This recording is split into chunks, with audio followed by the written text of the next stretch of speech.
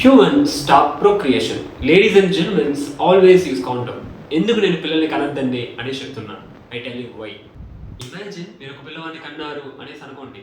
12 నుండి 15 సంవత్సరాలు, straight years, stupid education అనే పేరుతో స్కూల్కి కాలేజీకి పంపిస్తారు. దాని తర్వాత ఖచ్చితంగా పనికి వెళ్ళిదా అవ్వాలి, డబ్బులు సంపాదించదా అవ్వాలి. ఈ టైం లైన్లో ఆ పిల్లవాడు ఆలోచించడం ప్రారంభించాడు అంటే, నేను ఎందుకు కష్టపడుతున్నా, నా చుట్టూ ఉన్న వాళ్ళు ఎందుకు కష్టపడుతున్నారు, మన మధ్య ఎందుకు ఇన్ని ఇన్ఈక్వాలిటీ, ఇంజస్టిస్, పావర్టీ, డిస్క్రిమినేషన్, ఇలా అన్నిటిని క్వశ్చన్ చేస్తూ ఉన్నాడు అనేసి అనుకోండి. ఇలా మీరు ఆలోచించినా సరే చివరికి nothing more sense, no more reason, fuck that's why. దానివల్లే ఆల్వేస్ యూస్ కాండమ్ అనే చెప్తున్నా. అదేంటది ఫక్కు? అది పవిత్రమైన పదము. అది తెలుసు, దానికి అర్థం ఏంటి అని. పిల్లల అభివృద్ధి కోసం చేసే కార్యం. ఈ వయసు అయిపోయిన వాళ్ళు పెళ్లి అనే స్వర్గంలో నిర్ణయించబడింది, పిల్లవాడిని కన్నం అనేది పవిత్రమైంది, పుణ్యమైంది అని చెప్తుంటారు. అది అంత పవిత్రమైంది, పుణ్యమైంది అంతా ఏం కాదు. ఆవు, పంది, కుక్క, పిల్లి ఎలా పిల్లల్ని అంతదో అలానే మనుషులు కూడా పిల్లల్ని అంటారు. It's very natural phenomena. పెళ్ళైన కొత్తలో ఏం బాబు విశేషం అనేసి అడుగుతారు. దానికోసం అంతా పిల్లవాడిని కని చూసుకోరా నా బిడ్డ అని చూపించద్దండి.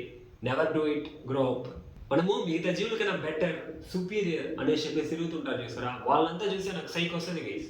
మనకున్న సెన్స్తో ఈ వరల్డ్ అనేది మనం బెటర్ అవడానికి కాంట్రిబ్యూట్ చేసి ఉండాలి. అలా చేస్తున్నామా? కొంచెం చుట్టూ చూడండి, వర్స్ట్ చేసి పెట్టను. అంతెందుకు, కేవలం మనం జీవించడానికి కూడా స్వేచ్ఛ లేదు. ఈ ప్లానెట్ పైన జీవించడానికి ఏ జీవి కూడా రెంట్ కట్టాల్సిన అవసరం లేదు, మనిషి తప్ప. దీనివల్ల నేను స్ట్రాంగ్గా చెప్పే ఒక స్టేట్మెంట్ ఏంటి అంటే, అవర్ చెత్త life never ever better in any way. అది ఇప్పటి నుండి కాదు, ఎప్పటి నుండో అలాగా ఉండింది, అలాగా ఉండబోతుంది కూడా. నాకు తెలిసి మనిషి కనిపెట్టిన దాంట్లోనే హెల్ప్ఫుల్ అయిన విషయము, యూస్ఫుల్ అయిన విషయము అంటే birth controlling pills, circular caps, condom. ఇదే మనకి పిల్లలు వద్దు అనేసి వి స్టిల్ హ్యావ్ సెక్స్ కదా, వీ హ్యావ్ ది చాయిస్. ఆలోచించి పని కానించండి. చెప్పొచ్చే పాయింట్ ఏంటి అంటే, we are not living in a natural way. ఈ సివిలైజ్డ్ బిహేవియర్, ఈ social norms, rules, regulations, morality, అది ఇది ఇదంతా పెట్టుకొని we suffer all the time. We can't escape in this trap అనేసి అనుకుంటున్నా. అనుకోవడం కాదు, అదే నిజం. దానివల్లే ఆల్వేస్ యూస్ కాండమ్ అని చెప్తున్నా.